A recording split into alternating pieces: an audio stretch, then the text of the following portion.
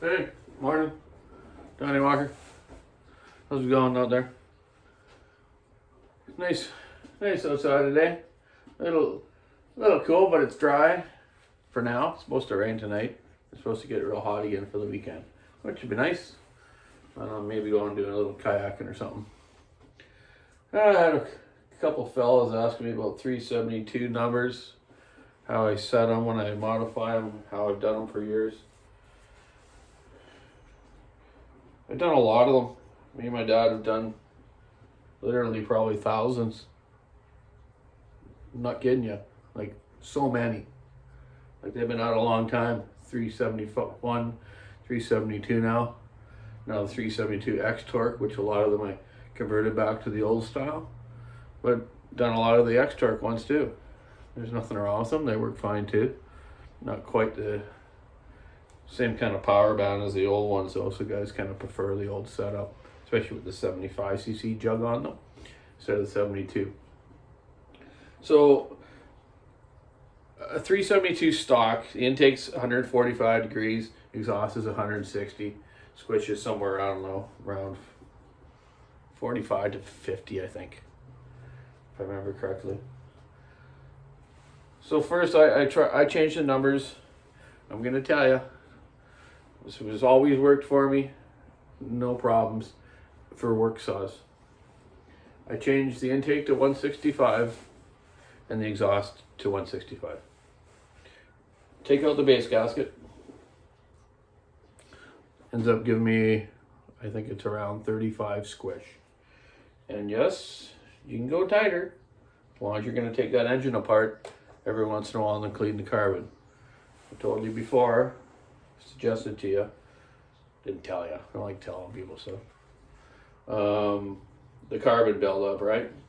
I keep going on about it, but there's a lot of it in these camps, so these guys won't take them out of camp and bring them in for me to clean the carbon out of it. I'll tell you that. Some guys work on their own saws. The odd guy, he'll take it home and clean it, and it's a good thing to do. But most people won't. So that's why I have to allow for that carbon buildup, like I've suggested before. So yeah, on the cylinder too, I'll get the exhaust height to what I want and the intake.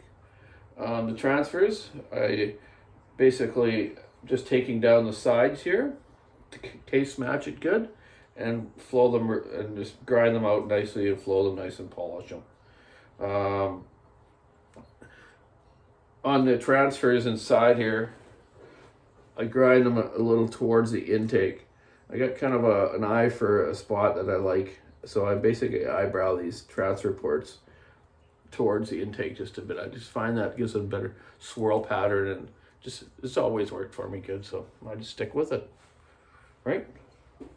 Like when you get a good doctor, you stick with a good doctor, a good plumber. You know what I mean? So yeah, that's the 372. Delete base gasket, put it to those numbers.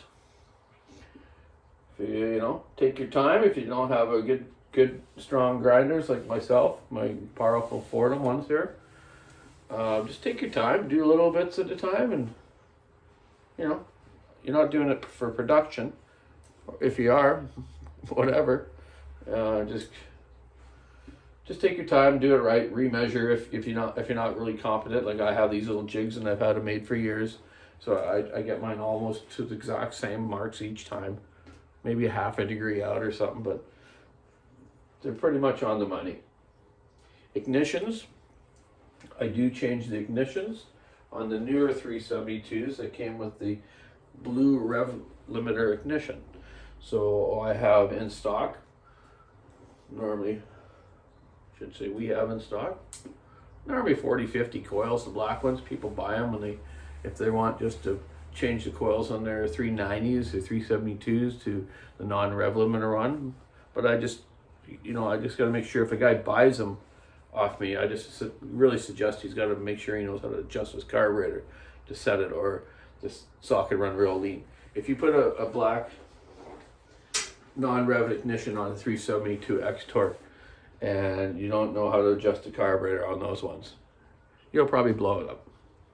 Pretty much guaranteed. It'll over rev.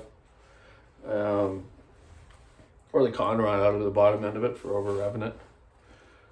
But I set the 372s. I got a very good ear for it, but I set them around 14,000.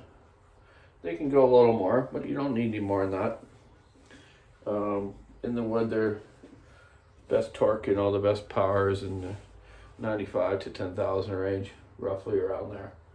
And I can see that on my old dyno charts from years ago on the 372s. But they're just a good saw, just a good all-around saw. They're light, fast. You can still buy them in other countries, but not here or the U.S. So guys, hang on to them and rebuild them a bit, but you can only go so far. You can only throw bearings and a piston cylinder on something a couple times, man. You know, everything else, all the screw holes are getting loose and everything, so you just gotta buck up and buy a new one. You know, you make good money, so, you know, keep it good. I had something I want to show you, but I left it in another box. You know, about,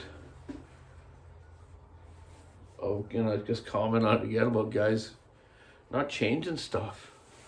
My God, I got this fuel filter that came in the other day. Oh, saw it's dying out, no power. Oh, I cut the filter open, and the thing was so plugged. It was unbelievable, you know. And this is a professional, and I taped it to his saw because I just wanted to give him a little razzing. I was like, come on, man.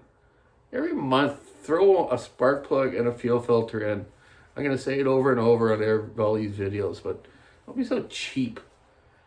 You know, for $20, you got a fuel filter and spark plug. Or, here you go. You're going to have to buy another $425 cylinder for your 461. Yeah, I just did a couple 461s this morning.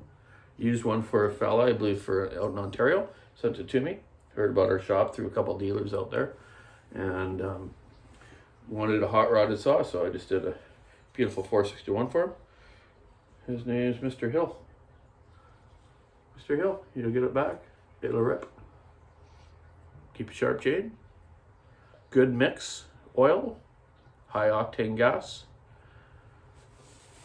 I say you chain sharp? Yeah, of course. Chain sharp. Yeah, keep your saw on the wood. Have a great day. Over.